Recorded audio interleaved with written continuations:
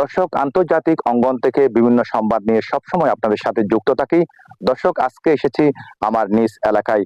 প্রবাস থেকে এবং দেশের বিভিন্ন প্রান্ত থেকে এলাকার সন্তানরা এখানে ঈদ উদযাপন করার জন্য এসেছেন এবং এলাকার মানুষ সবাই সম্মিলিতভাবে যেই ঈদ উদযাপন করবেন সেই ঈদের নানা অংশ নিয়ে আজকের এই প্রতিবেদনটি। দর্শক, শুরুতে আপনাদেরকে দেখাতে চাই ঈদের যে জামাত, সেটি আপনারা জানেন রহমত নাজাত মাগফিরাত শেষে পবিত্র ঈদ উল ফিতর। মানুষের যে আবেগ, যে ভালোবাসা, যেই অনুভূতি এখানে তাদের ইবাদত বন্দেগীর মাধ্যমে, সেটি আপনাদেরকে একটু দেখাতে চাই।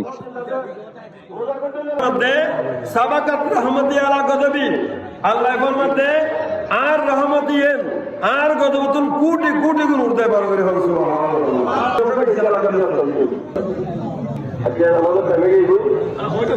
দুই মিনিট আপনার 2 মিনিট নামাজ হয় মুমিনের রোজা দিয়ে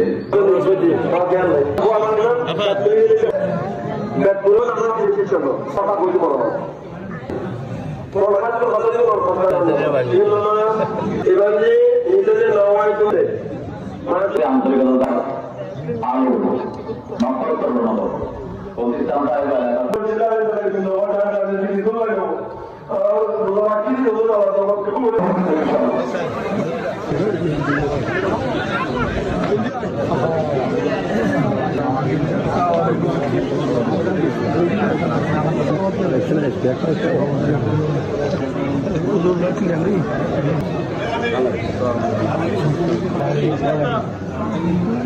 আপনারা দেখেছেন আন্তরিকতার যেই ভালোবাসার যে বন্ধন, সেটি আপনারা তখন দেখেছেন।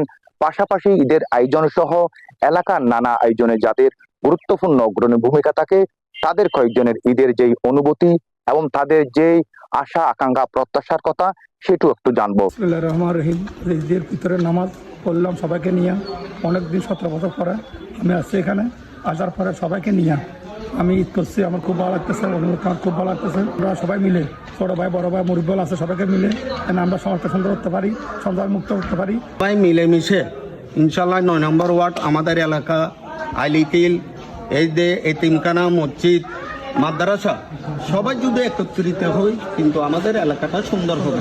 আমাদের সেলিম 17 বছর পরে এখানে নামাজ পড়ছে, ওকে ধন্যবাদ জানাই, মানে ওর অবদানের জন্য। ও এখানে অনেক সুন্দর করছে। একজনে অপরের জন্য দোয়া করবেন এবং মা বাবার জন্য দোয়া করবেন, আত্মীয় স্বজনের জন্য দোয়া করবেন।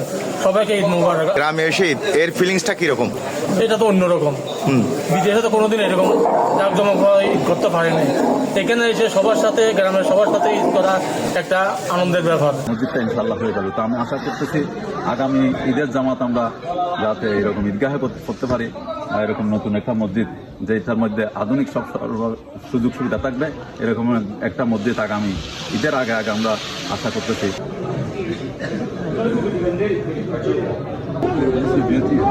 দেশের বিভিন্ন প্রান্ত থেকে এবং প্রবাস থেকে এসে দেশের মানুষের সাথে সম্মিলিতভাবে ঈদ উদযাপন করেছেন।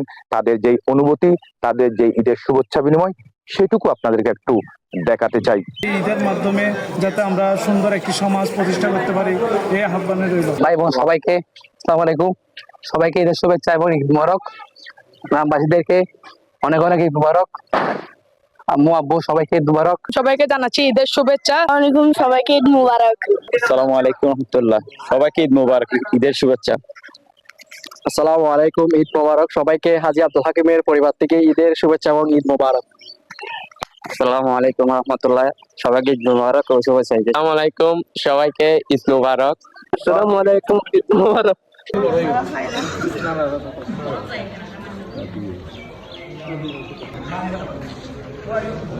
আপনাদের সাথে যুক্ত ছিলাম বন্দরনগরী চট্টগ্রাম থেকে। এখান থেকে দেখিয়েছি আসলে এটি অনেকের কাছে যদিও বা সংবাদ নাও হতে পারে, কিন্তু এলাকার মানুষের যে সহজ সরল ভালোবাসা, তাদের যে অনুভূতি, তাদের যে আশা আকাঙ্ক্ষা প্রত্যাশা, তাদের যে নির্ভেজাল ভালোবাসা, সেটুকুই আপনাদের কাছে আসলে উপস্থাপন করার চেষ্টা করেছি। এলাকার মানুষ সব সময় সম্মিলিত থাকুক, ভালো থাকুক, সেটি প্রত্যাশা করছি। দর্শক, কোনো না কোনো বিষয় নিয়ে আবার আপনাদের সাথে যুক্ত হব। ধন্যবাদ সবাইকে।